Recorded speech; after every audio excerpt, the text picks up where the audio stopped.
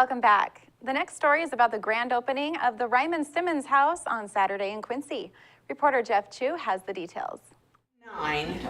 Quincy Valley Historical Society celebrates the Ryman Simmons House's annual grand opening at noon on Saturday. A specially curated summer exhibit highlights the event, capturing life in the 1890s and early 1900s in Quincy. Exhibit curator Beverly Mayer for decades has lived on her family's farm in Sagebrush Flats north of Ephrata and is a longtime member of Quincy Valley Historical Society. She explained why she was chosen by the Historical Society to curate the exhibit, Prairie Roses, Pioneer Fashions from the Quincy Valley. Probably because I have a house full of goodies that I was willing to share.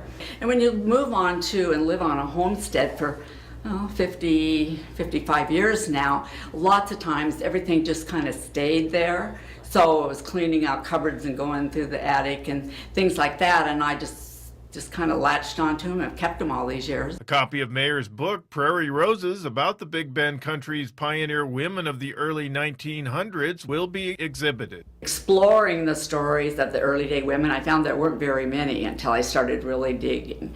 And the book has a story of 75 ladies, plus different organizations during that time. And they're just small, short stories to let you know how the women lived and how they dressed and what they cooked and that type of thing. Wedding dresses and other women's apparel on display are more than 100 years old. These are the authentic dresses that we do have between the two of us. These two are the wedding dresses. Edna is married in 1911, and Edna was married in the Pioneer Church here. This is the wedding dress of Lena. She was married in 1911, not in this church, but her 13-member family was living out at Low Gap at the time. Mayer said despite the ruggedness of the time, it was important that the pioneer women looked good. One of them was Josephine Mayer.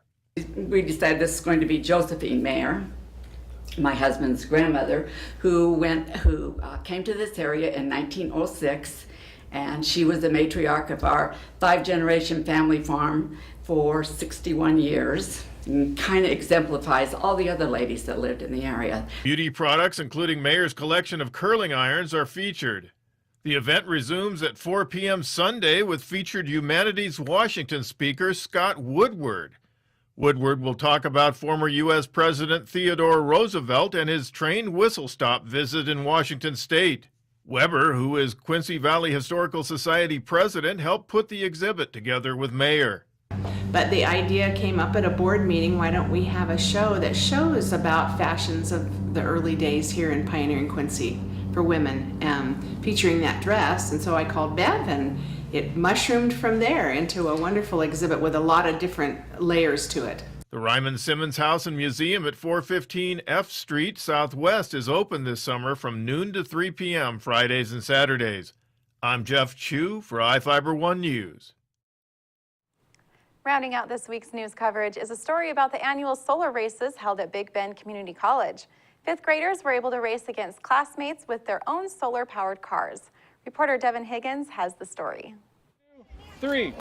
Moses Lake fifth graders took advantage of the sunshine on Wednesday to take their solar cars out for a spin and learn about the benefits of alternative energy at Big Bend Community College. Moses Lake School District Elementary Science coach Kate Lindholm explained how the collaborative effort educates students. So REC purchases all of the solar car kits, and as a whole collective, the PUD, REC, and Moses Lake, we get together for the assembly of these kits. And PUD, they make sure that all the motors and solar panels are connected. When we come out here, we've got 7 different stations for all of our fifth graders in all of Grant County. Big Bend Community College talks about the benefits of going to school and needing science and math. They have activity hands-on stations where they can learn about solar cooking, electricity, all the different powers. PUD gives a presentation, as does the wind farm and REC. At Big Bend Community College, Devin Higgins for iFIBER 1 News. That wraps up our weekend edition. iFIBER 1 News will be back on Tuesday at 5 p.m. with the latest news from around the Columbia Basin. Thank you for watching.